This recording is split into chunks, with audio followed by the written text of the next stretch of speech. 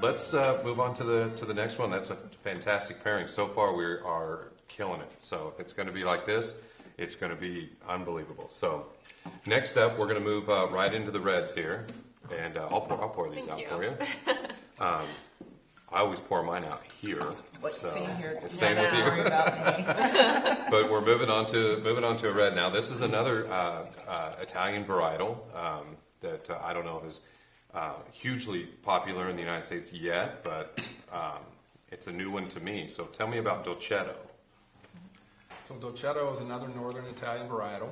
There's a little bit of a theme with northern Italy in our place. It's a medium-bodied red wine. Its characteristics are spice and tannin, and this has both of them. Pairings typically are things that have a little bit of a stronger flavor or a gamey flavor on this. I think that's about all there is to say about it. Yeah. I mean, it's people will say Dolcetto, a little sweet one. It's not a sweet wine, so that's a reference to the farming practices for it. But try it. Tell me if you like it. Yeah, absolutely. I'm a big fan of medium body wines, which I think is why I'm going to love this lineup that we have today. Things that aren't over complicated on the palate or overwhelming, But yeah, this is definitely sultry. It's a sultry one. It's a deceiving name. I totally thought it was going to be a sweet wine. Yeah. Like, with what little Italian I know. Yeah. And I don't really pick up a lot of acid on this one. This is very subtle as far as any kind of acidity to it. It's very smooth, very balanced. I enjoy tasting these. She likes these. Now, you got us another flatbread on this one. Tell us about this flatbread. This one's going to be a little bit more on the savory side, I guess. Yes, it is. Savory with a little more body. It's the 3 cheese and mushroom flatbread, and with a spicy aioli just to kind of ump it up a bit. But this just paired well with this wine, and take a couple of bites and let me know what you think. But once again, I think we did well with this. Yeah. And the blue cheese. Absolutely. Kind of brings it up a little. I like the spice to Blue it. cheese, Yeah. The mushroom flavors, the earthiness The of the earthiness, mushroom yeah. flavors really go with the spice complexity in the wine. That's a very good, I'm going to have to taste this. Yeah, I think mushrooms always tend to do better with a medium or lighter red, don't you think, as opposed to a heavier wine, There's something about the way that it complements there that keeps it balanced and not sort of too much.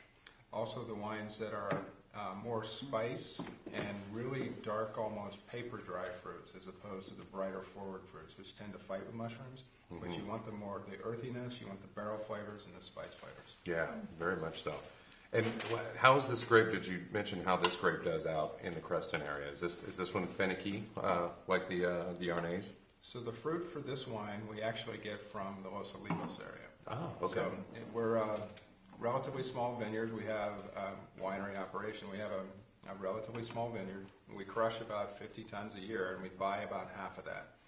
Part of the reason we buy it is that in Creston, because we have such hot and cold diurnal temperature swings, we're very exposed to the risk of frost in the spring and in the fall. So if we concentrated it all in our estate vineyard and we had a year like we did last year, I would have no wine.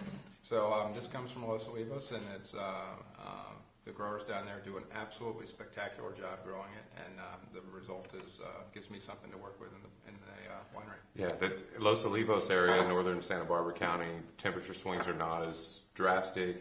It's definitely more of a cooler climate area, or is it further out that it gets a little bit of heat too? It's overall it's probably a little bit cooler, but it's not as risky because the temperature band is more compressed. And Italian varietals in the vineyard, they tend to go through bud break early, so that they're very risk for frost, and they tend to harvest late, so you're at the very less risk for late frost.